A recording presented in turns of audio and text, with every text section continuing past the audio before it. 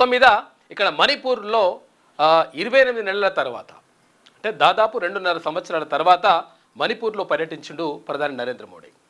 పర్యటించి 100% ఇక్కడ నవోదయం వస్తుంది, ఈ రెండు వర్గాల మధ్య జరుగుతున్నటువంటి ఏదైతే ఈ చిచ్చు ఉందో దీన్ని ఆర్పేటువంటి ప్రయత్నం చేస్తాం, 100% ఈ మణిపూర్ అల్లర్లను తగ్గిస్తాం, తర్వాత ఇక్కడ శాంతి నెలకొల్పుతామని చెప్పిండు నిన్న ప్రధానమంత్రి నరేంద్ర మోడీ.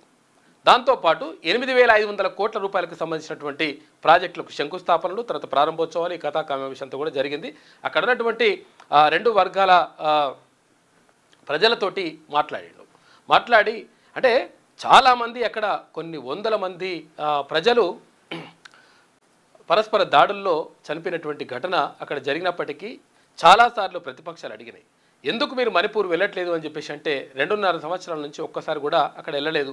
ఎందుకంటే అక్కడ గతంలో భారతీయ జనతా పార్టీ ప్రభుత్వమే అక్కడ అధికారంలో ఉంది. అయినప్పటికీ కూడా వెళ్ళకపోవడం పట్ల తీవ్రమైనటువంటి నిరసనలు, తర్వాత ఆందోళనలు జరిగినాయి. ఆ తర్వాత విమర్శలు కూడా వచ్చినాయి, ఎందుకు వెళ్ళట్లేదు అనేటువంటి విమర్శలు కూడా వచ్చినాయి. అయినప్పటికీ వెళ్ళలేదు. ఇప్పుడు 28 నెలల తర్వాత వెళ్ళిన తర్వాత నేను ఇక్కడ నవోదయాన్ని తీసుకొస్తా అని చెప్పేసి చెప్పిండు ప్రధాని నరేంద్ర మోడీ.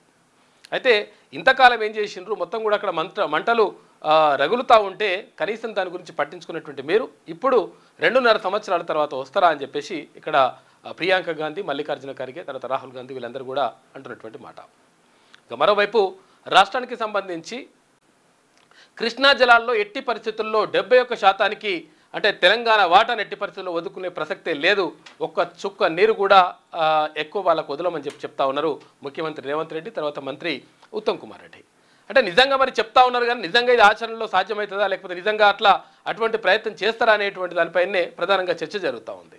ఎందుకంటే ఇప్పుడు గతంలో అసలు యాక్చువల్గా ఇప్పుడు 904 టీఎంసీలు అంటున్నారు, గతంలో చెప్పినారు అంటే కృష్ణా జిల్లాలకు సంబంధించి 811 టీఎంసీలు ఉంటే అందులో 555 టీఎంసీలు మనకు రావాల్సి ఉంటే 299 టీఎంసీలకే ఓకే అని చెప్పేసి అప్పుడు ముఖ్యమంత్రిగా ఉన్నటువంటి కేసీఆర్ సంతకం పెట్టేసి వచ్చిండు.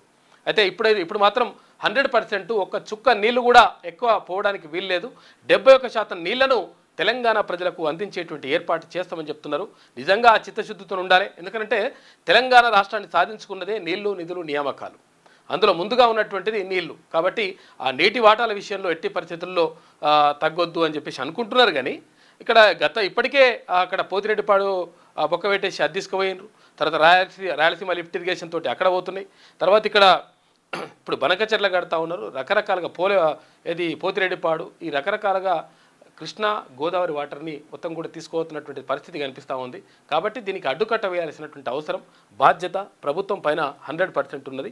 దానిపైన మరి ఇంకేం చేస్తారు ఇంకా అనేది చూడాలి. ఇక మరోవైపు ఇవాళ మ్యాచ్ ఉంది, ఇవాళ ఇండియా పాకిస్తాన్ మ్యాచ్ ఉన్నది ఇవాళ. అయితే ఎట్టి పరిస్థితుల్లో వద్దు పాకిస్తాన్ తోటి, అంటే పహల్గామ్ ఘటనకు కారణమైనటువంటి పాకిస్తాన్తో మ్యాచ్ ఆడడానికి వీల్లేదు అని చెప్పేసి చాలామంది నిరసన వ్యక్తం చేస్తూ ఉన్నారు. ఈ ఆసియా కప్లో జరుగుతున్నటువంటి మ్యాచ్కి సంబంధించి చాలామంది అంటే వ్యాపార దిగ్గజాలు లేకపోతే చాలామంది ప్రముఖులు అందరూ కూడా ఆ మ్యాచ్కి హాజరవుతుండే, అక్కడికి పోయి చూస్తుండే, కానీ ఎవరు కూడా అక్కడికి వెళ్తలేరట. దారుణమైనటువంటి పరిస్థితి ఉంది, వద్దు అనేటువంటి నిరసనలు మాత్రం తెలుపుతూ ఉన్నారు. ఇంకా చాలా విషయాలను మనం మాట్లాడుకుందాం. మన న్యూస్లో ముందుగా ఏమైంది ఈనాడు, ఓకే, బంగారం ఎందాక ఈ పయనం, బంగారం అంటే మీ బంగారం కాదు, పుత్తడి 1.13 అంటే 1,13,000 రూపాయల స్థాయిలో 10 గ్రాముల ధర, అంటే తులం బంగారం 1,13,000 రూపాయలు. దిక్కుతోచని స్థితిలో కొనుగోలుదారులు, ఆభరణాల క్రయ విక్రయాలపై ప్రభావం పడతా ఉంది. అంతర్జాతీయ సమీకరణాలు మారితేనే తగ్గే అవకాశం కనిపిస్తూ ఉందంట. బంగారం ఎందాక నీ పైన అంటే నేను ఎట్లాగా ఏందాకైనా పోతానంటుంది. చాలా తక్కువ ధర ఉండేట, యాక్చువల్లీ చిన్నతనంలో చూసుకుంటే ఇంకా చాలా తక్కువ ధర ఉండే, అది రోజుకు ఒక్కడేసారి 3 సంవత్సరాలలో డబుల్ అయిపోయింది ఇంకా లెక్క. పసుపు వర్ణంలో దగదగా మెరిసిపోయే బంగారాన్ని ఇష్టపడని వారు ఎవరుంటారు, కానీ దాని ధర చూస్తేనే షాక్ కొట్టినంత పని అవుతుంది. బంగారం ధర రికార్డు స్థాయికి పెరగడంతో ఆభరణాలు కొనుగోలు చేయలేక సాధారణ మధ్యతరగతి వినియోగదారులు దిక్కుతోచని స్థితిని ఎదుర్కొంటున్నారు. అయితే విక్రయాలు తగ్గిపోయి నగల వ్యాపారులు ఇబ్బందులు పడుతున్నారు. దేశీయ మార్కెట్లో 10 గ్రాముల బంగారం 24 క్యారెట్ల ధర 1,13,000 రూపాయలకు మించిన విషయం విదితమే. అయితే ఇట్లా ఎందుకు జరుగుతూ ఉందంటే మన దేశంలో బంగారం ధరల తీరుతెన్నులు చూసుకుంటే ఇగో ఇట్లున్నదంట. ఇంకా పెరుగుతుందా అని చెప్పేసి అడుగుతున్నారు. అయితే ఎట్లున్నది ఎప్పటి నుంచి ఎప్పటి వరకు అంటే 24 క్యారెట్లు అంటే ఇక అసలైన బంగారం అని అంటారు కదా, 24 క్యారెట్లు 10 గ్రాములు అంటే తులం బంగారం. ఏది 2012లో 31,050 రూపాయలు ఉండే తులం. ఇక 2013లో 29,600 రూపాయలు అయింది, తగ్గింది. తర్వాత 2014లో 28,006 రూపాయలు ఉండే. 2015లో 26,343 రూపాయలు అయింది. ఇక 2016లో 28,623 రూపాయలు అయింది. తర్వాత 2017లో కొంచెం పెరుగుతూ వస్తుంది ఇక్కడ నుంచి మళ్ళీ. 2017లో 29,667 రూపాయలు, 2018లో 31,438 రూపాయలు, 2019లో 35,220 రూపాయలు, ఇక 2020లో 48,651 రూపాయలు. 2019కి తర్వాత ఇక్కడ అసలు యాక్చువల్గా ఇప్పుడున్నటువంటి ధరకు చూసుకుంటే 2019 అంటే ఇప్పుడు ఒక 6 సంవత్సరాల్లో 3 రెట్లు అయింది. 3 రెట్లు మించిపోయింది. 3 రెట్ల కంటే ఇంకెక్కువనే ధర. 35,000 అంటే ఇంకా 3 రెట్ల కంటే మించిపోయింది ధర.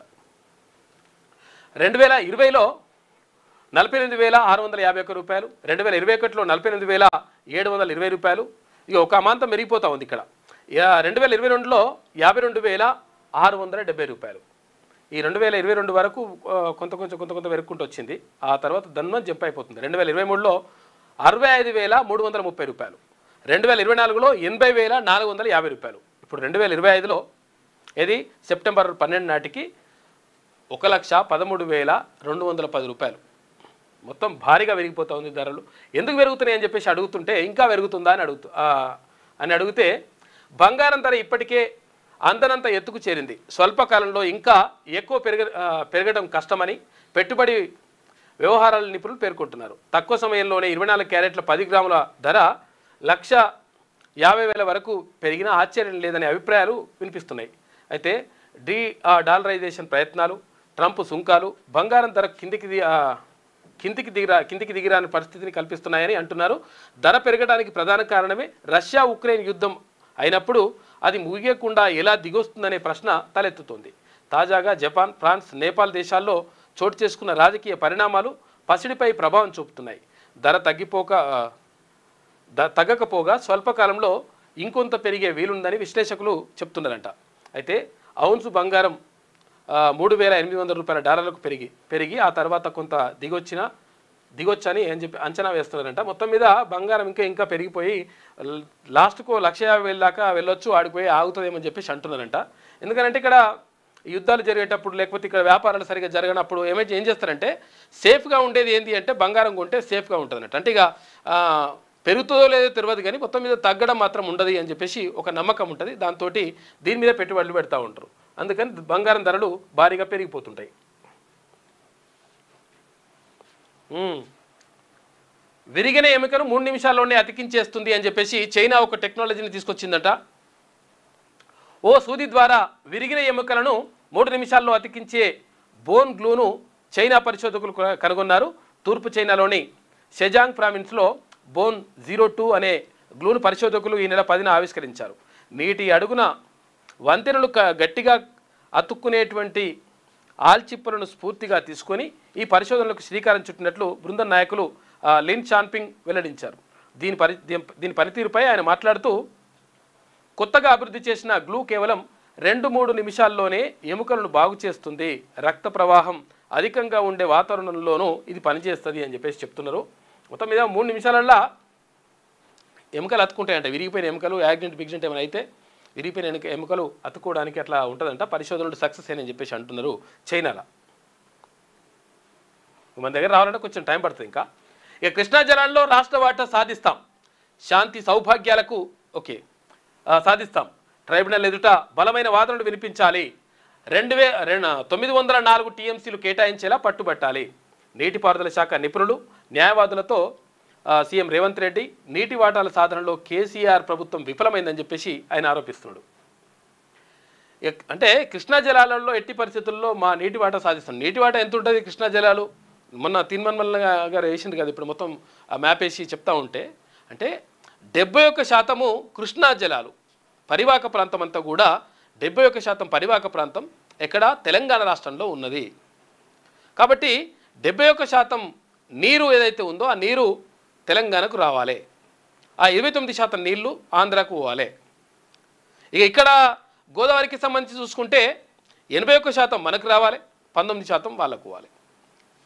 అట్లా మొత్తం కూడా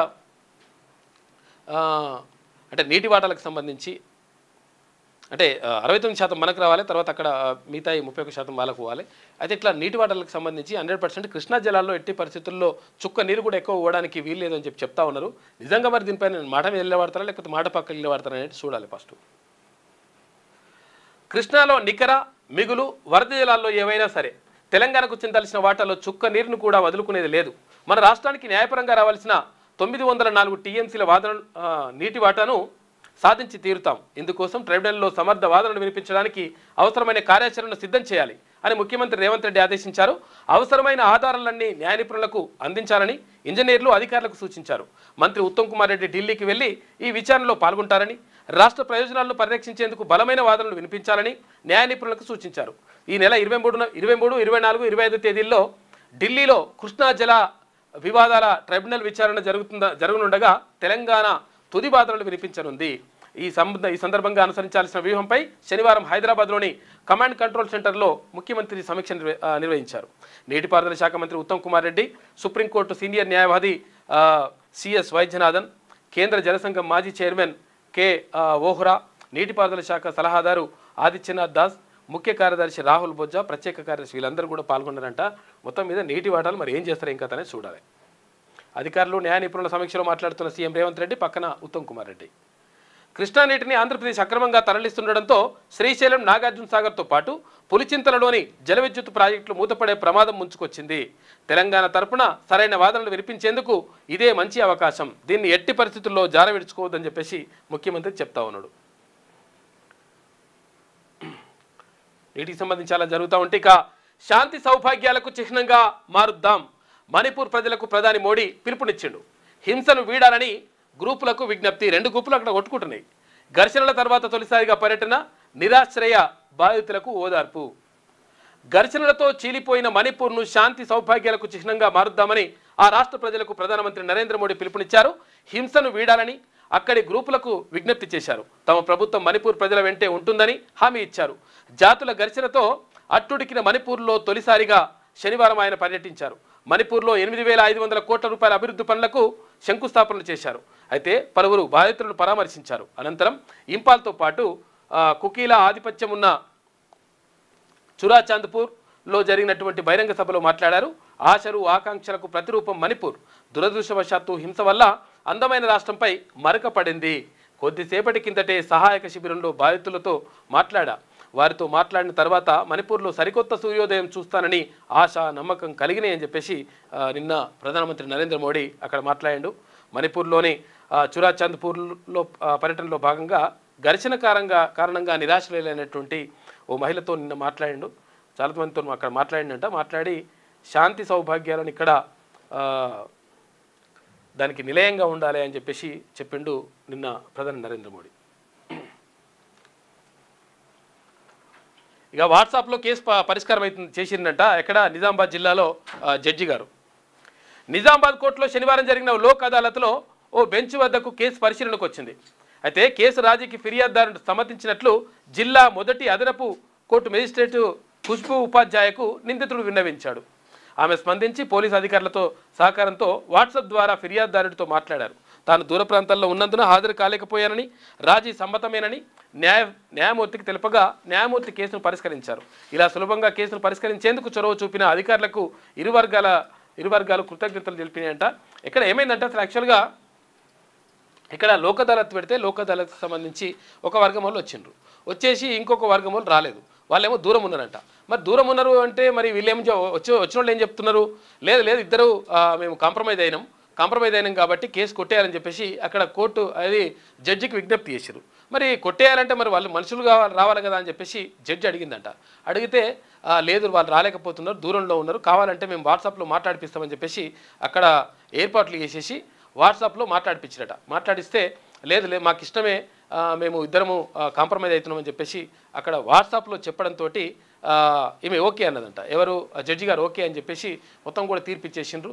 దీంతో ఇరు వర్గాల మధ్య ఉన్నటువంటి ఏదైతే ఘర్షణ ఉందో, ఏదైతే కొట్లాట ఉందో ఆ కొట్లాటకు సమసిపోయింది. తర్వాత తీర్పు ఇవ్వడం అనేటువంటిది సంచలనంగా మారింది. అంటే ఈజీగా అవుతుందని చెప్పి చెప్పడం. ఇట్లా కొన్ని ప్రమాదాలు కూడా జరుగుతాయి. ఎందుకంటే ఆడున్నోడిని బెదిరించేసి చెప్తావా చెప్పవరా అని కత్తి పెట్టి నీ పని చేస్తా అంటే అట్లా కూడా చెప్తారు. మళ్ళీ అదో పరిశాన్ అవుతుంది లెక్క కొన్ని సందర్భాలలో. ఇక పాక్ పనిపడతారా? నేడు ఆసియా కప్లో భారత్ కీలక పోరు ఉంది. అలా ఆసియా కప్ T20 టోర్నీలో భారత్ పాకిస్తాన్ పోరుకు రంగం సిద్ధమైంది. ఆదివారం దుబాయ్లో చిరకాల ప్రత్యర్థులు అమీతుమికి తేల్చుకోనున్నారు. ఆసియా కప్ సహా బహుళ దేశాల టోర్నీల్లో పాక్పై తిరుగులేని రికార్డులున్న భారత్ ఈ మ్యాచ్లో ఫేవరెట్గా బరిలోకి దిగుతోంది. పహల్గామ్ దాడి అనంతరం ఇరు దేశాల మధ్య తీవ్ర ఉద్రిక్త పరిస్థితులు తలెత్తిన అనంతరం జరుగుతున్నటువంటి మ్యాచ్ కావడంతో రెండు జట్లు గెలుపును ప్రతిష్టాత్మకంగా తీసుకోనున్నాయి. పహల్గామ్ దాడి నేపథ్యంలో భారత అభిమానుల్లో ఈ మ్యాచ్ పట్ల ఒకప్పటి ఆసక్తి కనిపించడం లేదు.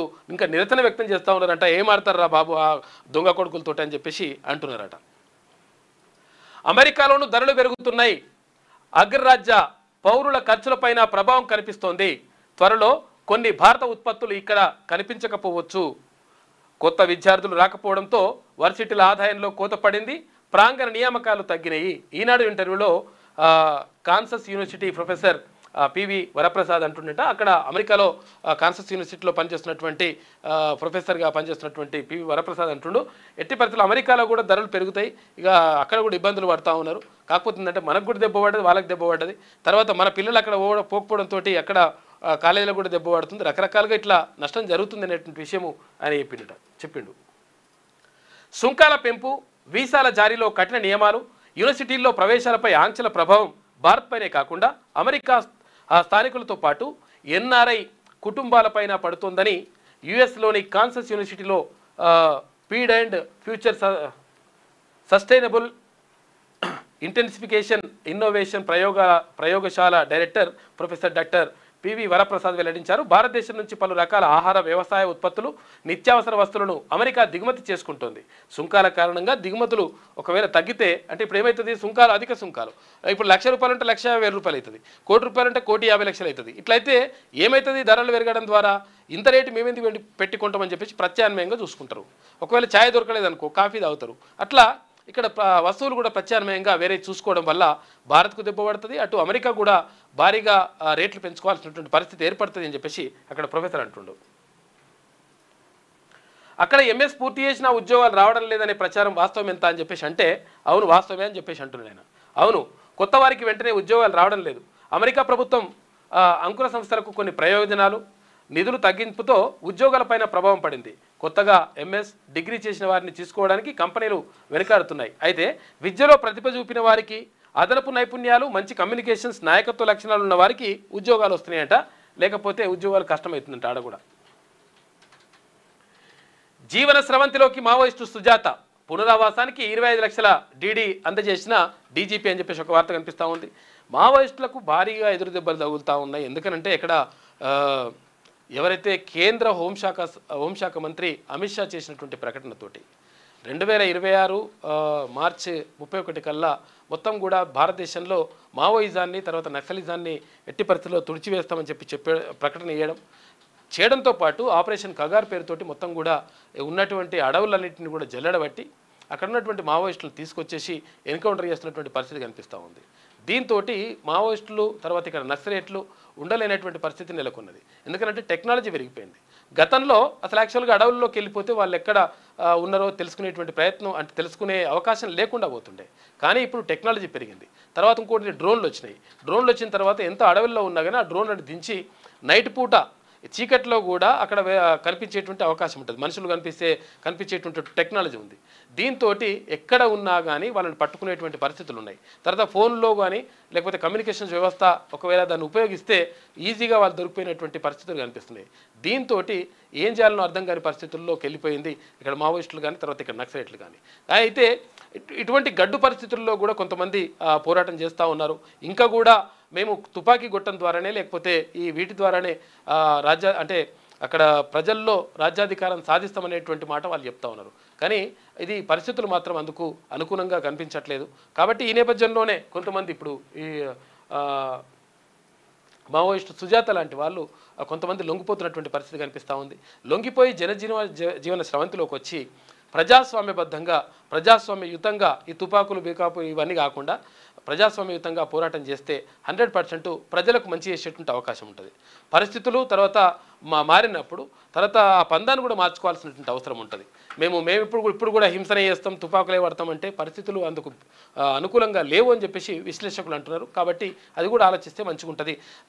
డైరెక్ట్గా రాజకీయాల్లోకి రండి, ప్రజాస్వామ్యయుతంగా పోరాటం చేయండి, ప్రజాస్వామ్యయుతంగా కొట్లాడండి, ప్రజల్లో మంచి మెప్పు పొందండి. తర్వాత ఒకవేళ ఎవరైనా దుర్మార్గం చేస్తూ ఉంటే, అన్యాయం చేస్తూ ఉంటే అన్యాయాన్ని దుర్మార్గాన్ని ప్రజల్లో ఎండగట్టండి. దాని ద్వారా ప్రజలను చైతన్యం చేసేటువంటి ప్రయత్నం చేయడం ద్వారా మంచి జరుగుతుంది తప్ప లేకపోతే మేము ఎట్లనే తుపాకీ పట్టుకుంటాం ముట్టిన కొడతామంటే పరిస్థితులు అందుకు అనుకూలంగా లేవు అని చెప్పేసి అంటున్నారు విశ్లేషకులు. ఇక ఫిరాయింపు ఎమ్మెల్యేలతో రాజీనామా చేయించాలి. గద్వాల గర్జన సభలో కేటీఆర్ సవాల్ విసిరిండట. పార్టీ ఫిరాయించిన 10 మంది ఎమ్మెల్యేలతో రాజీనామా చేయించి ఉప ఎన్నికలకు వెళ్లాలని సీఎం రేవంత్ రెడ్డికి భరోసా కార్యనిర్వాహక అధ్యక్షుడు కేటీఆర్ సవాల్ విసిరారు. సవాల్ విసురుడు ఏందే, నువ్వు కూడా గతంలో ఉన్నావు కదా, అప్పుడు ఏది బీఆర్ఎస్ పార్టీలో ఉన్నావు కదా, మీ నాయన అప్పుడు తీసుకొచ్చేసి అందరినీ ధనాదం తీసుకొచ్చి ఇంట్లో పెట్టి కమ్ముతా ఉంటే అప్పుడు ఏం చేసినావు నాయన, ఇది కరెక్ట్ కాదే, మనం అట్లా వేయొద్దు, ఎందుకనంటే ఇట్లా పార్టీ ఫిరాయింపులను మనం ప్రోత్సహించొద్దు, అట్లా ఇట్లా అని చెప్పాలి. కానీ మరి అప్పుడు చెప్పకపోతివి. ఇప్పుడు ఏది అధికారం పోయిన తర్వాత ప్రతిపక్షంలో ఉన్న తర్వాత పార్టీ నుంచి ఎమ్మెల్యేలు పోయి జంపు జలాలను అవుతుంటే అప్పుడు బాధ అనిపిస్తుంది.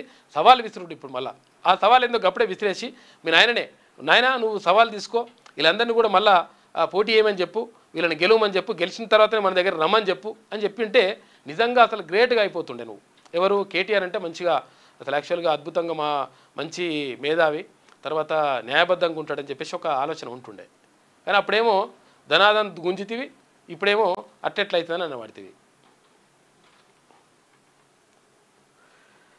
ఇక ఎమ్మెల్యేలంతా కాంగ్రెస్లో చేరి తాము ఇంకా బరాసలోనే ఉన్నారంటున్నారంటే వారిని ఏమనాలో తెలియడం లేదని అన్నారు.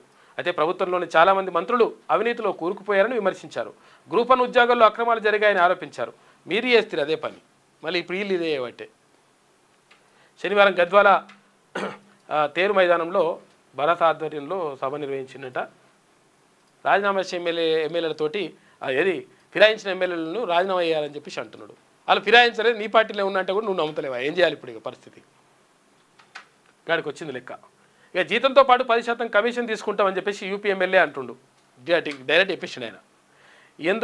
ఎందుకలా అన్నారు సార్, 20% ఇద్దామనుకున్నారట, ఇప్పుడు 10% పట్టుకొస్తున్నాడని చెప్పేసి అంటున్నారు.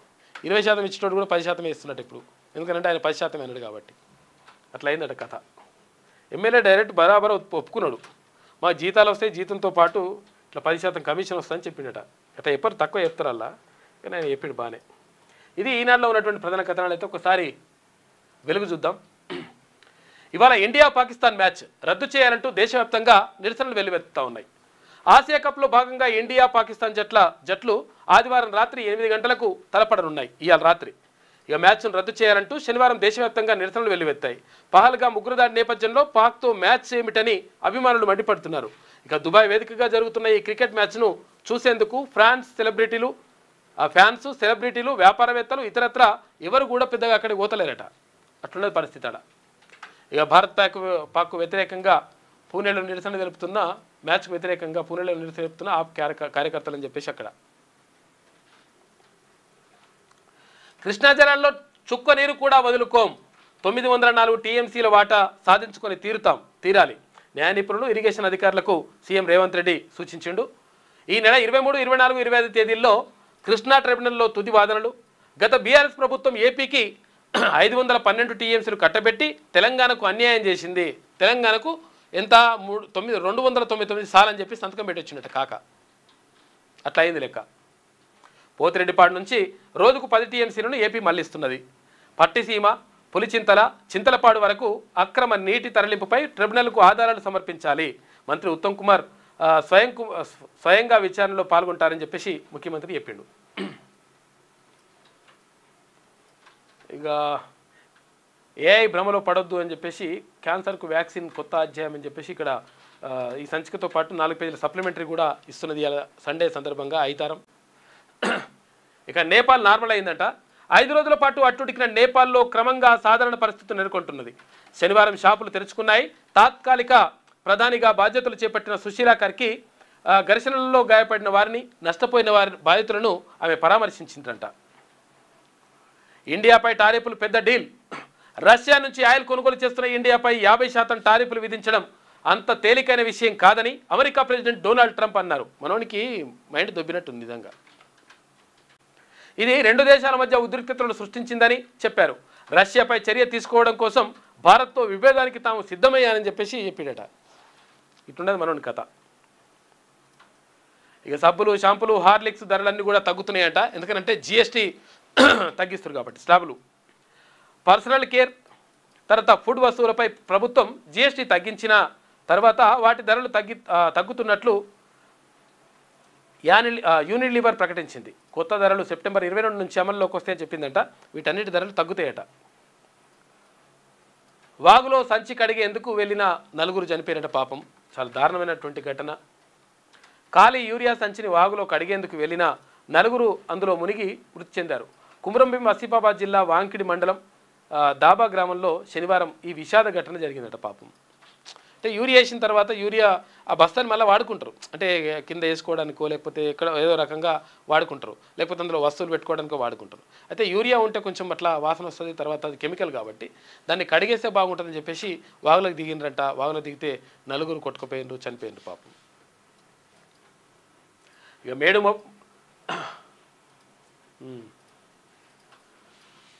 మణిపూర్కు త్వరలో నవోదయం. రాష్ట్రంలో శాంతి నెలకొల్పుతామని చెప్పేసి ప్రధాని మోడీ అంటున్నాడు. ఇది ధైర్యవంతుల నేల, ఈశాన్యానికే రత్నం. ఇది ధైర్యవంతుల నేల, ఈశాన్యానికే రత్నం వంటివి. 28 నెలలు కూడా అక్కడ పోకపోతే గారు ప్రధానమంత్రి గారు పోతే మంచిగా ఉంటుండే కదా. పోతే నీకు మంచిగా పేరు వస్తుండే, ఈ విమర్శలు రాకపోతుండే, ఇవన్నీ కూడా జరుగుతుండే. అప్పుడేమో సపరేట్గా 28 నెలలు మొత్తం కూడా అక్కడ 2 వర్గాల మధ్య పెద్ద ఘర్షణలు జరిగి 100 మంది చచ్చిపోతే కనీసం పోకపోయా. దాంతో అట్లా చెడ్డ పేరు వచ్చాయి. ప్రభుత్వం కూడా బీజేపీది ఉండేవాడ అప్పుడు. ఇది ధైర్యవంతుల నేల, ఈశాన్యానికే రత్నం. కుకీలు, మైత్రేయుల మధ్య నమ్మకం అనే బ్రిడ్జ్ నిర్మిస్తాం. ఈ కుకీలకు, మైత్రేయులకు మధ్యలోనే ఈ మొత్తం ఈ గొడవలన్నీ జరిగినాయి. అప్పుడు నిరాశ్రయులను ఆదుకుంటామని వెల్లడి. 2023 అల్లర్ల తర్వాత తొలిసారి మణిపూర్లో PM పర్యటన, బాధితులకు పరామర్శ. 8,500 కోట్ల రూపాయల ప్రాజెక్టులకు శంకుస్థాపనలు, ప్రారంభోత్సవాలు చేసింది. నిన్న మిజోరంలో ఫస్ట్ రైల్వే లైన్ షురు అయింది. హింసాత్మకంగా మారిన మణిపూర్లో మళ్లీ శాంతి నెలకొల్పడమే లక్ష్యంగా తమ ప్రభుత్వం పనిచేస్తున్నదని ప్రధాని నరేంద్ర మోడీ తెలిపారు. ఇక హింసను వీడాలని వివిధ సంస్థలకు ఆయన పిలుపునిచ్చారు. రాష్ట్ర ప్రజలకు కేంద్ర ప్రభుత్వం అండగా ఉంటుందని భరోసా ఇచ్చారు. రాష్ట్రానికి త్వరలో నవోదయం వస్తుందన్నారు. అయితే కుకీ, మైత్రేయి తెగల మధ్య ఘర్షణలతో 2023లో మణిపూర్లో అల్లర్లు చెలరేగగా 2 ఏళ్ల తర్వాత ప్రధాని మోడీ తొలిసారిగా రాష్ట్రంలో పర్యటించారు. కుకీలు ఎక్కువగా ఉండే చురాచంద్పూర్, తర్వాత మైత్రేయులు ఎక్కువగా ఉండే ఇంపాల్లో శనివారం నిర్వహించిన బహిరంగ సభల్లో ఆయన మాట్లాడింది. నిన్న అయితే మాట్లాడితే ఇక్కడ ప్రతిపక్షాలు ఏమంటున్నాయి? 864 రోజులు హింస జరిగితే ఎటు పోయినవు? మోదీపై ఖర్గే, ప్రియాంక గాంధీ ఫైర్ అయినరు.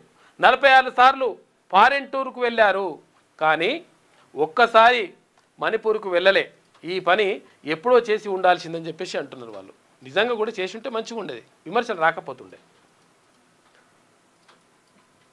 ఇక అల్లర్ల బాధితుల పిల్లల కన్నీళ్లు అని చెప్పేసి అక్కడ చూసుకోవచ్చు. మణిపూర్లో జరిగిన హింసాత్మక ఘటనల వల్ల ఇండ్లు కోల్పోయిన నిరాశ్రయులైన వారిని ప్రధాని మోడీ పరామర్శించారు. చురాచంద్పూర్, ఇంపాల్లో బాధితులతో ఆయన మాట్లాడారు. 2 చోట్ల సాధారణ ప్రజలు, కొంతమంది స్కూల్ స్టూడెంట్లతో ఇంటరాక్ట్ అయ్యిండు. ఈ సందర్భంగా ప్రధానికి బాధితులు తమ బాధను చెప్పుకుంటూ కన్నీళ్ళు పెట్టుకున్నారట. పాపం పిల్లలు కూడా మా బాధ ఎవరికి చెప్పాలని. రాష్ట్రంలో జోరు వానలు. ఇవాళ కూడా వర్షాలు ఉంటాయంట, జాగ్రత్తగా ఉండండి. నేడు 5 జిల్లాలకు ఆరెంజ్ అలర్ట్, మరో 4 రోజులు వర్షాలు ఉంటాయంట. ఇవాళనే కాదు, ఇంకా 4 రోజులు కూడా వర్షాలు ఉంటాయంట, జాగ్రత్తగా ఉండండి. కొత్తగూడెం జిల్లాలో వాగు ఉధృతిలో 2 కూలీలు గల్లంతైందంట. బంగాళాఖాతంలో అల్పపీడనం కారణంగా రాష్ట్ర వ్యాప్తంగా వర్షాలు కురుస్తున్నాయి. శనివారం హైదరాబాద్ సిటీతో పాటు పలు జిల్లాల్లో మోస్తరు వర్షపాతం నమోదైంది. పశ్చిమ బంగాళాఖాతంలో ఏర్పడిన అల్పపీడనం వాయువ్య బంగాళాఖాతంలో కేంద్రీకృతమైందని, దీని ప్రభావంతో రాబోయే 4 రోజులు పలు జిల్లాల్లో ఉరుములు, మెరుపులు, ఈదురుగాలులతో కూడిన వర్షాలు పడతాయని వాతావరణ శాఖ వెల్లడించింది. ఆదివారం రాజన్న సిరిసిల్ల జిల్లా, కరీంనగర్, ములుగు, భద్రాద్రి కొత్తగూడెం, కామారెడ్డి జిల్లాల్లో భారీ వర్షాలకు అవకాశం ఉందని ఐఎండీ పేర్కొన్నది. ఈ జిల్లాలకు ఆరెంజ్ అలర్ట్ ప్రకటించినట, కొంచెం జాగ్రత్తగా ఉండండి. మోదీ మెప్పు కోసం కేటీఆర్ ఆరాటం. రాహుల్ గాంధీని విమర్శిస్తే సహించం అని చెప్పేసి పిసిసి చీఫ్ మహేష్ కుమార్ గౌడ్ అంటుండు. ఇక బీజేపీలో బీఆర్ఎస్ విలీనంలో భాగంగానే కాళేశ్వరంపై సిబిఐ విచారణ ఆగింది. ఎందుకు ఆగిందంట చూసిరా, జాగ్రత్త తీసుకుపోయి రేవంత్ రెడ్డి మంచిగా అక్కడ కేంద్రం కోర్టులు వేసేసిండు సిబిఐ అది కాళేశ్వరం కేసుని. బీజేపీలో బీఆర్ఎస్ విలీనంలో భాగంగానే కాళేశ్వరంపై సిబిఐ విచారణ ఆగింది. ఈ కేసును సిబిఐకి అప్పగిస్తే 48 గంటల్లో తేలుస్తామన్న కిషన్ రెడ్డి, సంజయ్ మౌనంగా ఎందుకున్నారని చెప్పేసి ఎవరు కిషన్ రెడ్డి మాట్లాడిన మాటల్ని రికార్డుని వినిపించిండు. 48 గంటల్లో మేము చూసుకుంటామని అన్నాడు. మరి ఏమైనా 48 గంటలు ఇంకా కాలేదా అని చెప్పేసి అడుగుతున్నారు. జస్టిస్ సుదర్శన్ రెడ్డికి మద్దతు ఇవ్వని బీఆర్ఎస్కు తెలంగాణ పదం పలికే అర్హత లేదని చెప్పేసి ఫైర్ అయ్యిండు మహేష్ కుమార్ గౌడ్. ప్రధాని నరేంద్ర మోడీ మెప్పు కోసం కాళేశ్వరం విచారణ నుంచి తప్పించుకునేందుకు కేటీఆర్ ప్రయత్నిస్తున్నాడని పిసిసి చీఫ్ మహేష్ కుమార్ గౌడ్ మండిపడ్డారు. అయితే రాహుల్ గాంధీని విమర్శిస్తే సహించబోమని హెచ్చరించారు. దేశం కోసం సర్వం త్యాగం చేసిన గాంధీ కుటుంబం గురించి మాట్లాడే స్థాయి కేటీఆర్కు ఎక్కడిదని ప్రశ్నించారు. ఇక శనివారం గాంధీ భవన్లో మహేష్ కుమార్ గౌడ్ మీడియాతో మాట్లాడిండు. ఆ ఎమ్మెల్యేలతో రిజైన్ చేయించి ఎన్నికల్లో కొట్లాడాలి. రేవంత్కు సత్తా ఉంటే బై ఎలక్షన్స్లో గెలిచి చూపించాలి. మరి నువ్వు ఓ పని చేయరాదు, నువ్వే మరి రాజీనామా చేయరాదే రామన్న, నువ్వు రాజీనామా చేయి. సిరిసిల్ల రాజీనామా చేసి సిరిసిల్ల నేతలు వస్తారో లేకపోతే ఎవరు వస్తారో వచ్చి పోటీ చేస్తే అప్పుడు గెలిచి చూపించు. నీది కూడా సవాలు విసురు, సవాలు తీసుకో. నువ్వు కూడా నేను కూడా వేస్తున్నా, నా దగ్గర కూడా ఎలక్షన్స్ అయితే అని చెప్పు, మంచిగా ఉంటుంది. సేమ్ సవాల్ అట్లనే ఉంటుంది లెక్క. కాంగ్రెస్ ప్రభుత్వం ప్రజలను నమ్మించి ముంచింది. గ్రూప్ 1 ఉద్యోగాల్లో స్కామ్ జరిగిందని ఆరోపణ. మీరున్నప్పుడు అదే జరిగి ఇప్పుడున్నప్పుడు అదే జరగబట్టి ఏం జరిగి అసలు కథ. పార్టీ మారిన ఎమ్మెల్యేల విషయంలో సుప్రీంకోర్టు చాలా సీరియస్గా ఉందని, రాబోయే 6 నెలల్లో రాష్ట్రంలో ఉప ఎన్నికలు జరగడం ఖాయమని బీఆర్ఎస్ వర్కింగ్ ప్రెసిడెంట్ కేటీఆర్ పేర్కొన్నారు. మరి జరిగితే అని చెప్పేసి నీకు పూర్తిగా నమ్మకం ఉన్నాక, మేము గెలుస్తామని తెలిసినాక మళ్ళీ ఇంకెందుకు అడుగుతున్నావు? సవాళ్ళు పివ్వాలి ఎందుకు? ఇంకెట్లకైనా జరుగుతుంది కదా. అందరికి జరిగే అవకాశం లేదు, జరిగితే ఇద్దరికి జరగవచ్చంట. బీఆర్ఎస్లో గెలిచి కాంగ్రెస్ పార్టీలోకి మారిన 10 మంది ఎమ్మెల్యేలతో సీఎం రేవంత్ రెడ్డి రాజీనామా చేయించాలి, సత్తా ఉంటే ఉప ఎన్నికల్లో గెలిచి చూపించాలని సవాల్ విసిరారు. అయితే కాంగ్రెస్ ప్రభుత్వం ప్రజలను నమ్మించి మోసం చేసిందని దుయ్యబట్టారు. గ్రూప్ 1 ఉద్యోగాల భర్తీ విషయంలో 1700 కోట్ల రూపాయల స్కామ్ జరిగిందని ఆయన ఆరోపించారు. చూపి మరి ఆధారాలు ఏమైనా ఉంటే ఇయ్యరాదు, ఇస్తే మంచిగా ఉంటుంది కదా. ప్రతిపక్ష నాయకుడి కొడుకుగా నీకు ఆ బాధ్యత లేదా? ఉన్నది కదా.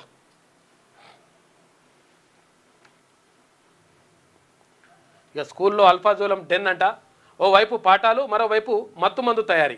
సికింద్రాబాద్ ఓల్డ్ బోయినపల్లిలోని మేధా స్కూల్లో దందా. ఈ అల్ఫాజోలం ఏంద్రా బాబు, ఇది కళ్ళు అంటేనే మొత్తం కూడా భయపడేటట్టుగా చేస్తున్నారు. ఈ లంగ కథలు బంద్ చేయరు.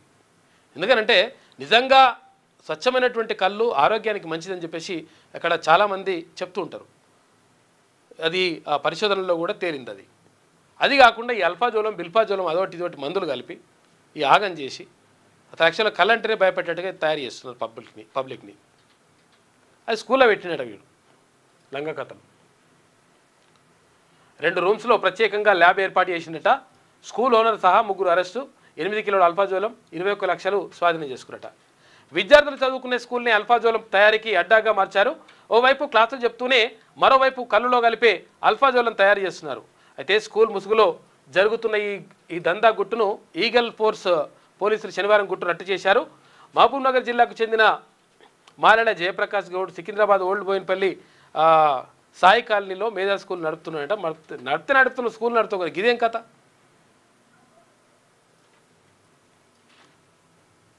ఇది వెలుగులో ఉన్నటువంటి ప్రధాన కథనాలు. అయితే ఒకసారి ఆంధ్రజ్యోతి చూద్దాం.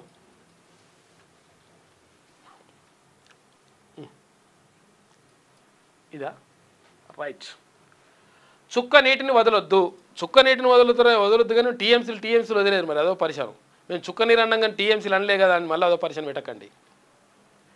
కృష్ణా జలాల్లో ఇంతకాలం జరిగిన అన్యాయానికి అడ్డుకట్ట వేయాలి, 100% వేయాలి. గరిష్ట వాటా సాధనకు పట్టుబట్టాలి.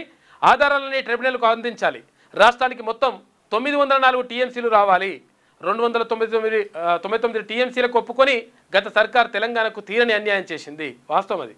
కృష్ణా ట్రిబ్యునల్లో తెలంగాణ వాదనపై ఉన్నతాధికారులకు సీఎం దిశానిర్దేశం చేసిండు. 23, 24, 25 తేదీల్లో ట్రిబ్యునల్లో విచారణ ఉన్నది. ఇక కృష్ణా జలాల్లో 71% ఇవ్వాల్సిందే. కృష్ణా ప్రాజెక్టును బీఆర్ఎస్ పూర్తి చేయలేదు, నీళ్లను సంపూర్ణంగా వాడుకోలేకపోవడానికి కారణం ఇదే అని చెప్పేసి నీటిపారుదల శాఖ మంత్రి ఉత్తమ్ కుమార్ రెడ్డి అంటున్నారు. కొండలు లోయల మధ్య విశ్వాసం అనే వంతెన వేయాలని చెప్పేసి ప్రధానమంత్రి సూచిస్తూ ఉన్నాడు. ఎక్కడ? మణిపూర్కు సంబంధించి. భారతమాత కిరీటంలో మణిపూర్ ఒక రత్నం. ఇక్కడ ఎలాంటి హింసకు తావుండొద్దు, శాంతితోని అభివృద్ధి ఇందుకు అన్ని గ్రూపులు ముందుకు రావాలి. ఈశాన్య రాష్ట్రాల పర్యటనలో ప్రధాని గతంలోనూ పోయింటి ఇంకా మంచి పేరు వస్తుండే మీకు. ఘర్షణలతో అట్టుడికిన 2 ఏళ్ల తర్వాత మణిపూర్కు మోడీ, కుకీ, మైతేయి తెగల కుటుంబాలకు పరామర్శ. మణిపూర్ ఇన్నాళ్లకు గుర్తొచ్చిందా అని చెప్పేసి ప్రధాని నరేంద్ర మోడీపై కాంగ్రెస్ మండిపడిందట. అసహనం పరాకాష్ఠకు చేరితే చాలా డేంజర్లో పడితే ఏ దేశమైనా అని చెప్పేసి మొన్ననే తీర్మానం కూడా చెప్పిండు. ఇక్కడనే మార్నింగ్ న్యూస్లోనే ఏదైతే ప్రజల నుంచి వస్తున్నటువంటి అసహనం కానీ, ప్రజల నుంచి వస్తున్నటువంటి ఉద్యమాలు కానీ, ప్రజల నుంచి వస్తున్నటువంటి ఏదైతే భావజాలము వ్యతిరేకంగా, ప్రభుత్వానికి వ్యతిరేకంగా, లేకపోతే ఇక్కడ ఉన్నటువంటి రాజ్యానికి వ్యతిరేకంగా వస్తున్నప్పుడు అది చాలా ప్రమాదంలో పడుతుంది. కాబట్టి వాటిని వాళ్ళ మనోభావాలని పరిగణలోకి తీసుకోవాలి. తీసుకున్నప్పుడు మాత్రమే అక్కడ మంచి జరిగేటువంటి అవకాశం ఉంటుంది. లేకపోతే ఇష్టం వచ్చినట్టుగా మేము ప్రవర్తించకుండా పోతాం, రాజ్యం మా చేతిలో ఉన్నది, లేకపోతే మా రాజ్యాంగం మా చేతిలో ఉన్నది, లేకపోతే న్యాయ వ్యవస్థ మా చేతిలో ఉందని చెప్పేసి ఇష్టం వచ్చినట్టుగా ప్రవర్తిస్తే తోలు తీసి డోలు కడతారు పబ్లిక్. ఇక్కడ మణిపూర్లో జరిగింది, ఇక్కడ ఇది మన నేపాల్లో జరిగింది, అదే జరిగింది. ఇక్కడ బంగ్లాదేశ్లో జరిగింది, అక్కడ శ్రీలంకలో జరిగింది. రకరకాలుగా దేశాల్లో ఇవన్నీ కూడా జరుగుతూ ఉన్నాయి. భారతదేశానికి జరగొద్దనేటువంటి పరిస్థితి ఏమీ ఉండదని చెప్పేసి మన తీర్మానంలో చెప్పింది. ఇప్పుడు అది ప్రత్యేకంగా కొత్త పలుకులు ఆర్కే క్లియర్గా అదే రాసిండు. రాజ్యాంగం ఎంత గొప్పదైనా దాన్ని పరిరక్షించాల్సిన వ్యవస్థలు, అధిపతులు మంచివాళ్ళు కాకపోతే పరిస్థితి ఏమిటి? శ్రీలంక, బంగ్లాదేశ్, నేపాల్ పరిణామాల తర్వాత మన దేశంలో కూడా ఇలాంటి పరిస్థితులు తలెత్తే అవకాశం ఉందా అన్న అనుమానం కొందరిలోనైనా ఏర్పడడం ఆందోళన కలిగిస్తుంది.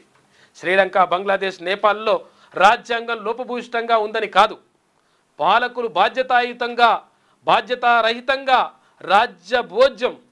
రాజ్యం వీరభోజ్యం అన్నట్టుగా వ్యవహరించడం వల్ల అవినీతి, అరాచకాలు పెచ్చిరిల్లి ప్రజల్లో అసహనం పరాకాష్ఠకు చేరింది. ఇష్టం వచ్చినట్టుగా పరిశీలన, నేనేం చేస్తా, మా పిల్లలు మంచిగా బాగా బందోబస్తు చేసి ఎంజాయ్ చేస్తారు, కోట్ల రూపాయలు సంపాదిస్తాం, మేము చేసుకుంటాం, ఆస్తులు కూడబెట్టుకుంటాం, ప్రజలు మొత్తం నష్టపోవాలి, ప్రజలు మొత్తం బాధపడాలంటే తోలు తీసి డోలు కడతారు.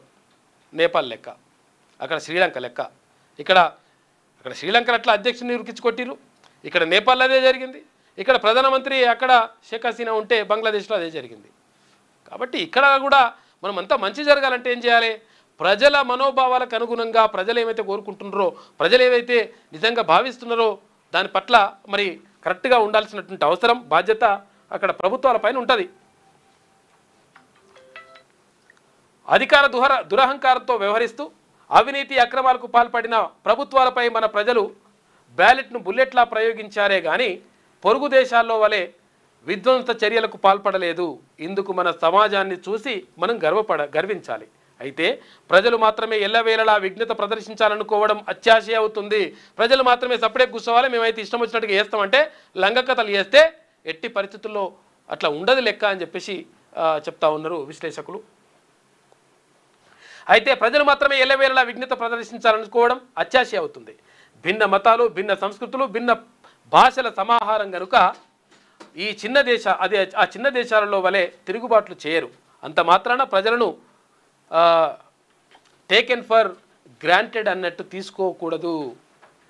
లైట్ తీసుకున్నాం అనుకో, లైట్ తీసుకుంటే మీ పని అవుతుందని చెప్తా ఉన్నారు. రాజ్యాంగబద్ధ సంస్థలతో కూడిన అవినీతి చొరబడడం వల్ల సామాన్యులకు న్యాయం దొరకని దుస్థితి ఏర్పడింది. మన దేశంలో ప్రస్తుతం ఫలానా వ్యవస్థ పటిష్టంగా, న్యాయబద్ధంగా, రాజ్యాంగబద్ధంగా వ్యవహరిస్తుందని చెప్పలేని పరిస్థితి నెలకొన్నది. చూసుకోయిగా మన దేశంలో ఫలానా వ్యవస్థ పటిష్టంగా, న్యాయబద్ధంగా, రాజ్యాంగబద్ధంగా వ్యవహరిస్తుందని చెప్పలేని పరిస్థితి నెలకొన్నది. అధికార దుర్వినియోగం పరిపాటిగా మారిపోయింది. ఈ పరిస్థితిని చక్కదిద్దాల్సిన బాధ్యత అటు పాలకులు, ఇటు రాజ్యాంగ సంస్థల అధిపతులపై ఉంది. అర్థమైంది కదా. రాజ్యాంగ సంస్థల అధిపతులు అంటే ఎవరు? ఇక్కడ గవర్నర్ కానీ, ఇక్కడ రాష్ట్రపతి కానీ, తర్వాత అక్కడ న్యాయ వ్యవస్థ కానీ, ఇక్కడ పాలకులు అంటే ఎవరు? మనం ప్రజలు ఎన్నుకున్న వాళ్ళు, వాళ్ళపైన కూడా 100% ఉంటుంది. ఇట్లా కూడా మేము ఇష్టం వచ్చినట్టుగా చేసుకుంటూ పోతాం, మేము ఇష్టం వచ్చినట్టుగా నిర్ణయాలు తీసుకుంటామంటే లాస్ట్కు చింతకు కడతారు. లేని పక్షంలో శ్రీలంక, బంగ్లాదేశ్, నేపాల్లో వలె కాకపోయినా మన దేశంలో మరో రూపంలో అశాంతి ప్రబలుతుంది. కాబట్టి తస్మాత్ జాగ్రత్త అని చెప్పేసి కొత్త పలుకు రాసిండు ఆర్కే. ఇక ఎటు చూసినా రైలు, ప్రపంచవ్యాప్తంగా రైలు మార్గం 81,000 కోట్ల రూపాయలతో 40 ప్రాజెక్టులంట, 4,353 కిలోమీటర్ల మార్గం, కొత్త లైన్లకు సర్వేలు, ఉన్న లైన్ల విస్తరణ, కేంద్ర ప్రభుత్వం మంజూరు. తర్వాత సీఎంతో రైల్వే అధికారులు చర్చ జరిపినట. ఆ ఎమ్మెల్యేలతో రాజీనామా చేయించు అని చెప్పేసి మా సత్తా చూపిస్తాం. ఏం చూపిస్తామో మరి, నువ్వు రాజీనామా రాదే రామన్న. గద్వాల గర్జన సభలో సీఎంకు కేటీఆర్ సవాల్. ఇక గ్రూప్ 1 ఉద్యోగాలను అమ్ముకున్నారని ఆరోపిస్తున్నావు కానీ దానికి మనం ఆధారాలు ఉంటే బయట పెట్టరాదు. బడిలో మత్తుమందు ఫ్యాక్టరీ ఇక హైదరాబాద్లోని ఓల్డ్ బోయినపల్లి మేధా స్కూల్లో జరుగుతుందట. అల్ఫాజోలం తయారీ, కళ్ళు దుకాణాలకు సరఫరా. ఇక ఈగిల్ బృందం దాడిలో 7 కిలోలు పట్టేసినట. ఇది ఆంధ్రజ్యోతిలో ఉన్నటువంటి ప్రధాన కథనాలు. అయితే ఒకసారి శనార్థి తెలంగాణ చూద్దాం. రేవంత్ లెక్క తప్పింది, కాంగ్రెస్లో బీఆర్ఎస్ ఎల్పీ విలీనంలో విఫలమైందట. తొలుత బీఆర్ఎస్ ఎమ్మెల్యేల జోలికెళ్ళని రేవంత్, కానీ తర్వాత కాంగ్రెస్ సర్కార్పై కుట్ర ప్రచారం నేపథ్యంలో బీఆర్ఎస్ ఎమ్మెల్యేలను చేర్చుకున్న వైనం. అప్పుడు ఏం చేశారంటే అసలు యాక్చువల్గా మీ ప్రభుత్వం పడిపోతుంది, మీ ప్రభుత్వం వడగొడతాం అట్లా ఇట్లా అని చెప్పేసి కేటీఆర్ వీళ్ళు మధ్యలో లొల్లులి చేసిండ్రు. చేస్తే ఏమైంది, మీ ప్రభుత్వం పడిపోతానని ఉండేంద్రా నాయన. ఇప్పుడు ముగ్గురు ఎక్కువ, ఇప్పుడు 63 మంది ఉంటే ఇట్లా అంటున్నారు కదా, ఏమున్నది మీ వాళ్ళని కూడా ఇంతమందిని తీసుకొచ్చి చేర్చుకుంటూ అయిపోతుందని చెప్పేసి అప్పుడు బీఆర్ఎస్ నుంచి కాంగ్రెస్కు జంపులు చేయించే ప్రయత్నం చేసిండ్రు. చేసినప్పుడు అట్లా చేస్తారా ఇట్లా చేస్తారని మళ్ళీ అంటున్నారు. ఎందుకంటే గతంలో వీళ్ళు ఫుల్ మెజార్టీ ఉన్న తర్వాత కూడా, బీఆర్ఎస్ పార్టీ ఫుల్ సభ్యులు ఉన్న తర్వాత కూడా మళ్ళా 34 మందిని అటు ఇటు చేసి కథం చేసిండ్రు. ఇప్పుడేమో లొల్లి పెడుతున్నారు, మళ్ళీ వాళ్ళకి జరిగితే అన్యాయం అన్నట్టు.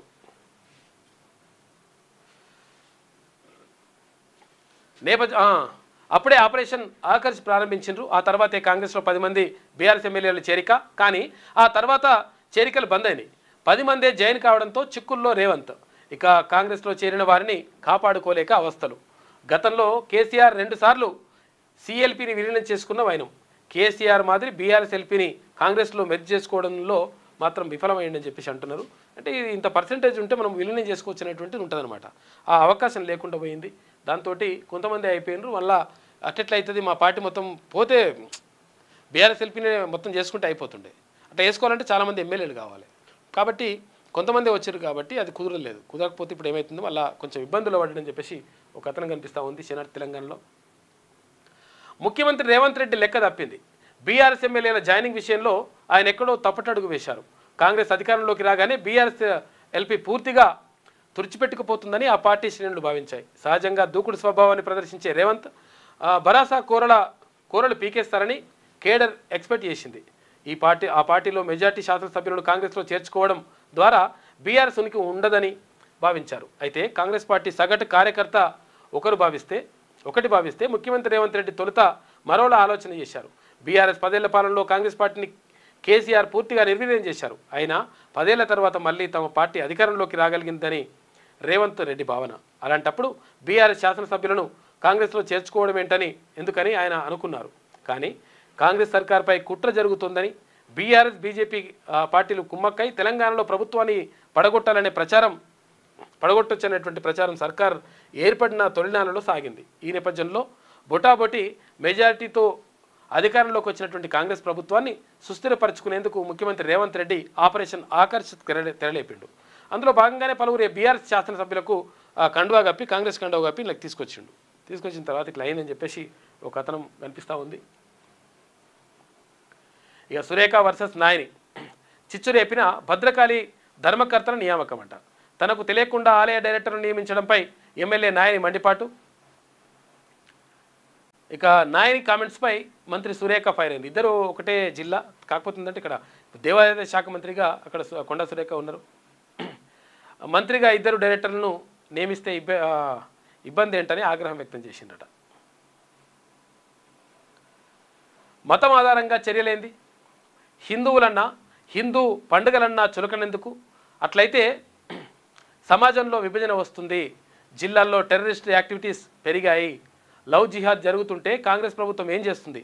బీజేపీ ఎంపీ ధర్మపురి అరవింద్ అంటున్నాడు. కాకపోతే అంటే 100% అంటే దీనికి ఏదైతే నిజంగా మతం ఆధారంగా జరుగుతుందో దానికి సంబంధించి 100% చర్యలు తీసుకోవాల్సిన అవసరం ఉంటుంది. ఇక కేటీఆర్ స్థాయిని మించి మాట్లాడుతున్నారు. దేశం కోసం గాంధీ కుటుంబం ఎంతో త్యాగం చేసింది. ఆ కుటుంబం గురించి మాట్లాడే స్థాయి కేటీఆర్ది కాదు. మోడీ మెప్పు కోసమే రాహుల్పై విమర్శలు చేస్తున్నారు. కేటీఆర్ వ్యాఖ్యలు వెనుక బీజేపీ ఉంది అని చెప్పేసి గాంధీ కుటుంబంపై విమర్శలు చేస్తే ఊరుకోం. కాళేశ్వరం అవినీతిపై సమగ్ర దర్యాప్తు జరగాలని చెప్పేసి టీపీసీసీ అధ్యక్షుడు మహేష్ కుమార్ గౌడ్ అంటున్నాడు. 1,00,000 మంది అంట, ఎంత ఎవరు 100 ఏళ్ళు దాటిన వాళ్ళు 1,00,000 మంది అంట. ఎక్కడ? జపాన్లో కొత్త రికార్డు. 1,00,000కు చేరిన 100 ఏళ్ళు దాటిన వృద్ధుల సంఖ్య 88% మంది మహిళలే ఉన్నారంట. రేపు జపాన్లో వృద్ధ దినోత్సవం ఉన్నది. వృద్ధులకు లేఖ సిల్వర్ కప్పు అందించనున్న ప్రధాని అంట. ఓ లేఖ, ఒక లెటర్ అంట, తర్వాత సిల్వర్ కప్పు కూడా ఇస్తారట, ఒక కప్పు. ఎందుకంటే 100 ఏళ్ళు పూర్తి చేసుకున్న సందర్భంగా. తెలంగాణకు మరో 2 రోజులు వర్ష సూచన. 4 జిల్లాలకు ఆరెంజ్ అలర్ట్, 12 జిల్లాలకు ఎల్లో అలర్ట్ జారీ. ఇక ఆదిలాబాద్, నిర్మల్, సిద్దిపేట, రంగారెడ్డి జిల్లాలకు భారీ వర్ష సూచన ఉందంట. హైదరాబాద్ వాతావరణ కేంద్రం హెచ్చరించింది. ఇక మయన్మార్లో దారుణం. స్కూళ్లపై వైమానిక దాడులు, 19 మంది విద్యార్థులు మృతి, 22 మందికి తీవ్ర గాయాలైనాయంట. పాఠశాలపై 500 పౌండ్ల బరువు కలిగిన బాంబుల జారవేత. కరెన్ స్టేట్ క్యాక్టౌ టౌన్షిప్లో ఘటన జరిగింది. అరకాన్ ఆర్మీకి వ్యతిరేకంగా బర్మా సైన్యం దుశ్చర్య అని చెప్పేసి ఒక వార్త కనిపిస్తూ ఉంది. పాపం ఏందో ఇక బర్మా అనే మయన్మార్ అంటున్నారు ఇప్పుడు. ఇక మణిపూర్ ప్రజలకు నేనున్నా, శాంతితో అభివృద్ధి సాధ్యం, ప్రజల కోసం కేంద్రం చర్యలు, మణిపూర్ దేశానికే మణి వంటిది. ప్రధాని నరేంద్ర మోడీ వ్యాఖ్యలు. బాధిత కుటుంబ సభ్యులకు ఆయన నిన్న పరామర్శించిండు. చుక్క నీటిని కూడా వదులుకోం. కృష్ణా జలాల్లో 904 టీఎంసీల నీటి వాటాకు పట్టుబట్టాలి. అవసరమైన ఆధారాలను సిద్ధం చేసుకోవాలి. ట్రైబ్యునల్ విచారణలో బలమైన వాదనలు వినిపించాలి. అధికారులకు సీఎం రేవంత్ రెడ్డి ఆదేశాలు. గత ప్రభుత్వం కృష్ణా జలాల్లో మన వాటా సాధించడంలో విఫలమైంది. ప్రాజెక్టులన్నింటినీ పెండింగ్లో పెట్టారు. నీటి వాటాల్లో తీరని అన్యాయం చేసిందని చెప్పేసి విమర్శించిండు ముఖ్యమంత్రి రేవంత్ రెడ్డి. సర్దుబాటుకు ఇంకెన్ని రోజులు? వర్షాకాలం ముగుస్తున్నా దొరకని యూరియా. ఇప్పటి వరకు దొరకకపోతే ఇంకేడా కథ? అక్కడ కేంద్ర ప్రభుత్వం రాష్ట్ర ప్రభుత్వం కొట్లాడుకుంటే మీరు కొట్లాడుకోవాలి. ఇక్కడ రైతులను ఇబ్బంది పెడితే ఎట్లా?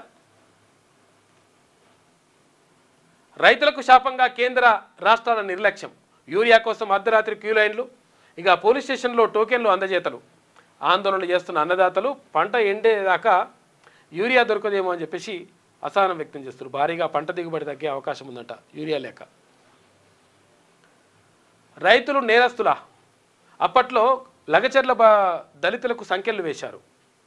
ఇప్పుడు యూరియా కోసం అన్నదాతలకు, దళితులకు కాదు ఎస్టీ అనుకుంటా, ఓకే, ఇప్పుడు యూరియా కోసం అన్నదాతలు పోలీస్ స్టేషన్ల చుట్టూ తిరగాల్సి వస్తుంది. రాష్ట్రంలో కాంగ్రెస్ పాలన తీరిది. రేవంత్ రెడ్డి చరిత్రహీనుడుగా మిగిలిపోతారు. మాజీ మంత్రి ఎమ్మెల్యే తన్నీర్ హరీష్ రావు అంటుడు.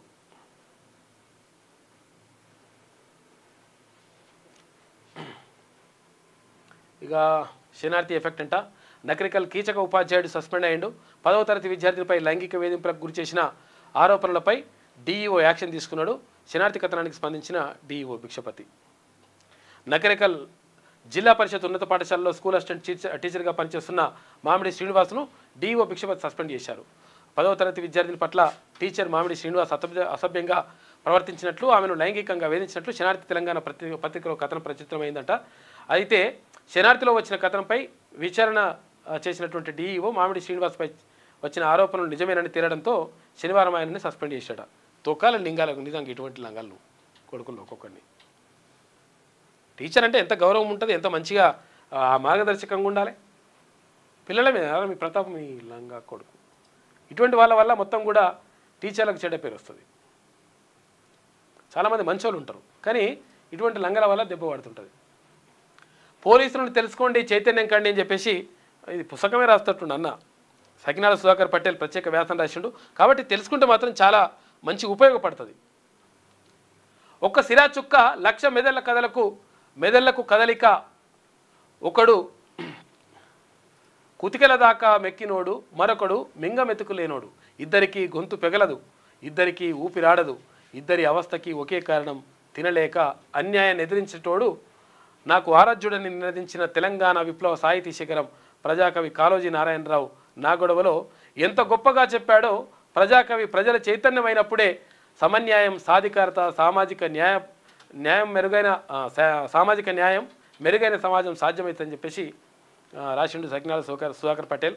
అక్కడ కాళోజీ కోట్స్ను అంటే ఆయన రాసిన చెప్పినటువంటి ఒక సిరా చుక్క 1,00,000 మెదళ్లకు కదలిక అని చెప్పేసి అదే కాకుండా అన్యాయాన్ని ఎదిరించినోడు నాకు ఆరాధ్యుడు అంటాడు కాళోజీ నారాయణరావు. అయితే ఆయన చెప్పినట్టుగా జరగాలంటే మనకు కొంతవరకు ఈ ఏది చట్టం పట్ల, తర్వాత వ్యవస్థ పట్ల, దీని పట్ల, రాజ్యాంగం మీద కొంతవరకు అవగాహన ఉండాలి. అవగాహన లేకపోతే కష్టమవుతుంది లెక్క. అందుకని అవగాహన కోసం మంచి వ్యాసం రాసిండు సకినాల సుధాకర్ పటేల్. ఇవాళ 5వ రోజు 6వ రోజు. ఇక నేటి మాట చూసుకుంటే, ఇక రాష్ట్రమంతా బీసీ ఉద్యమ వేగాలు అలుముకుంటున్నాయి. పెరు తుఫాన్ సృష్టించే నినాదాలు ఉప్పొంగే జనసంద్రమై ఎగిసిపడుతున్నాయి. గంటకు 100 కిలోమీటర్ల వేగంతో బీసీ వాదం పల్లె పొలిమేర్లకు విస్తరించింది. ఉరుములు మెరుపుల మధ్య ఓ రాజకీయ పార్టీ అవతరించబోతోంది. తీరం దాటుతున్న బీసీలు తీవ్ర వాయుగుండంగా ఏర్పడి రాజకీయాల్లో సునామీ సృష్టించనున్నారు. ప్రజల్లో చైతన్య జ్వాలలను రగిలించేందుకు సిద్ధమవుతున్నారు.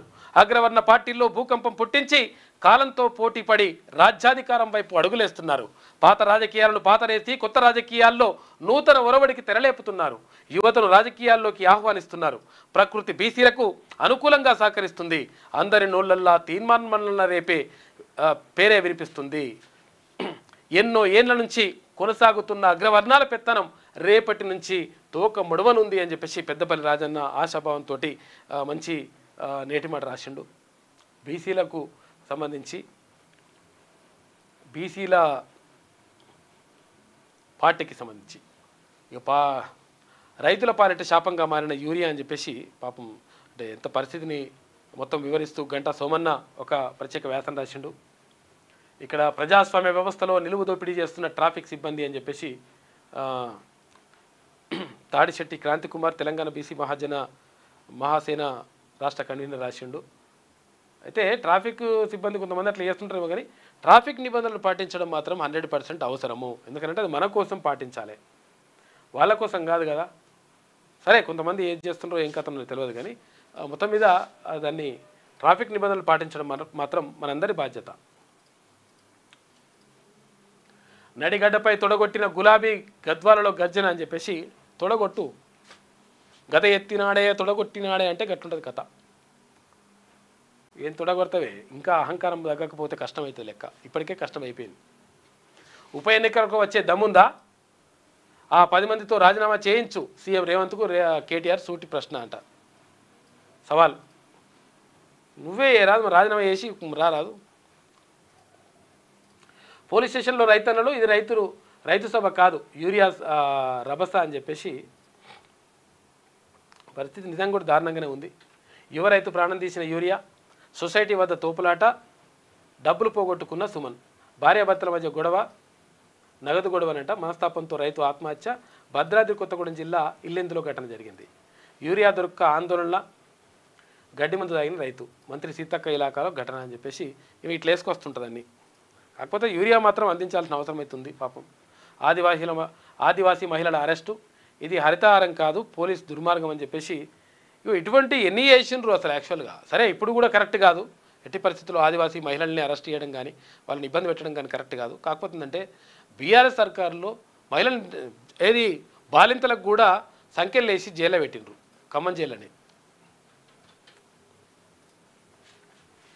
వేతనాలు రాలేదని ఉద్యోగి ఆత్మహత్య, నల్గొండ జిల్లాలో రైలుకు ఎదురుపోయిన Somireddy, Thungathurthi MPDO office computer operator Barawal మరణమాట. ఇక కృష్ణావాటపై తలో మాట, నీటి లెక్కలపై అవగాహన లేని కాంగ్రెస్ సర్కార్, 811 టీఎంసీల్లో 71% వాటా కావాలన్న మంత్రి, 904 టీఎంసీలు కావాలని చెప్పిన సీఎం రేవంత్ రెడ్డి. గతంలో 500 టీఎంసీలు అంటూ మరో తరహా మాట, పదే మాట మార్చుతూ గత సర్కార్పై నిందలు అని చెప్పేసి ఒక వార్త కనిపిస్తూ ఉంది. 811 టీఎంసీలనే ఉండే, మరి 811 టీఎంసీలో 71% వాటా మనకు రావాలి. మరి 75% వాటా అంటే ఎంత రావాలి? కనీసం 550 టీఎంసీలు అయితే మనకు రావాలి కదా. మరి అట్లా కాకుండా 299 టీఎంసీలకే సంతకం పెట్టేసి వచ్చిండు. అప్పుడు కాక మళ్ళీ రాసుకొచ్చింది ఇంకా మేమే అద్భుతం చేసినామని. ఇక బీఆర్ఎస్పై నిఘా, భద్రతకు దగా, నేరాల నియంత్రణ గాలికి బీఆర్ఎస్ నేతలపైన ఇంటెలిజెన్స్ విభాగం ఫోకస్ పెట్టిందట. మీరు ఎన్ని చేసిండ్రు ఇట్లా ఇంటెలిజెన్స్ విభాగాన్ని అడ్డం పెట్టుకొని? ఫోన్ల ట్యాపింగ్, లొకేషన్ ట్రేసింగ్ పైనే మొత్తం దృష్టి, ధర్నాలు ఆందోళనలు అడ్డుకోవడానికి ప్రాధాన్యం, సివిల్ వివాదాల్లో తలదూర్చుతున్న అధికారులు, రాష్ట్ర వ్యాప్తంగా విపరీతంగా పెరిగిపోతున్న నేరాలు, అబాసు పాలవుతున్న రాష్ట్ర పోలీసు శాఖ తీరు అని చెప్పేసి మీరు చేస్తేనేమో మంచిది, మేము చేస్తేనేమో చెడ్డది అన్నట్టు ఉంటుంది లెక్క అన్నట్టు. ఇలా ఒకరు చేస్తే సంసారం అవుతుంది, ఒకరు చేస్తే వ్యభిచారం అవుతుందట. అల్లరి చేయొద్దు, మీకే నష్టం, వృత్తి విద్యా కాలేజీల ప్రతినిధులకు బట్టి వార్నింగ్ అంట. కాలేజీలతో సర్కారు జరిపిన చర్చలు విఫలం, 20 నెలలుగా ఇదే మాట చెప్తున్నారంటూ FATS EI ప్రతినిధులు అసంతృప్తి. సోమవారం నుంచి కాలేజీల బంద్కు నిర్ణయించిరట. సెమిస్టర్ పరీక్షల బహిష్కరణ, ఆందోళన బాట. ఇక బెస్ట్ అవైలబుల్ నిధులు ఇస్తారా, వదిలేస్తారా? 2 ఏళ్లుగా నిధులు చెల్లింపులు, ప్రైవేట్ స్కూళ్ళ యజమానుల ఒత్తిడి, కాంగ్రెస్ సర్కార్ తీరుపై విద్యార్థుల తల్లిదండ్రులు ఆగ్రహం వ్యక్తం చేస్తున్నారని చెప్పేసి ఒక వార్త వేసింది. వీళ్ళున్నప్పుడు కూడా ఇదే కథ చేసింది. ఇక త్రిబులార్ రైతుల అరెస్ట్ అంట. మంత్రికి బాధ్యతలు చెప్పుకుందామని వెళ్తుండగా అదుపులోకి నల్గొండ గడియారం సెంటర్లో అడ్డుకున్న పోలీసులు. క్లాక్ టవర్ దగ్గర అంట, గడియారం సెంటర్ అని రాసేది. ఇట్లా మొత్తం మీద ఆందోళనలు అయితే జరుగుతూ ఉన్నాయి. ఇక్కడ రైతులు మాత్రం యూరియా కోసం ఇబ్బంది పడుతున్నటువంటి మాట మాత్రం వాస్తవం. తర్వాత ఏది ఏమైనప్పటికీ 100% రాష్ట్రం సుభిక్షంగా మంచిగా ఉండాలంటే నిజంగా మీరు ఇచ్చినటువంటి హామీలు ఏవైతే ఉంటో ఆ హామీలను నెరవేర్చేటువంటి ప్రయత్నం చేయాలి. చేస్తే మీ మీద నమ్మకం ఏర్పడుతుంది. లేకపోతే అట్లా కాకుండా మేము ఇష్టం వచ్చినట్టుగా వేసుకుంటూ పోతామంటే ఇక్కడ ఇప్పుడు ఇందాక చూసారు కదా ఆర్కే కొత్త పలుకులో, ఏది అక్కడ నేపాల్ లెక్క, లేకపోతే శ్రీలంక లెక్క, ఇక్కడ బంగ్లాదేశ్ లెక్క పరిస్థితి అవుతుంది. అట్లయితే చాలా ప్రమాదం జరుగుతుంది. మేమే అధికారంలోకి వచ్చినాం, మేము ఇష్టం వచ్చినట్టుగా ప్రవర్తిస్తాం, మా ఇష్టం వచ్చినట్టుగా మేము మాట్లాడతాం, మా ఇష్టం వచ్చినట్టుగా మేము ఏది ఆదేశాలు జారీ చేసేస్తాం, హుకుం చేస్తాం, అట్టి చేస్తాం, ఇట్లా చేస్తాం అంటే మీ పని కూడా అవుతుంది.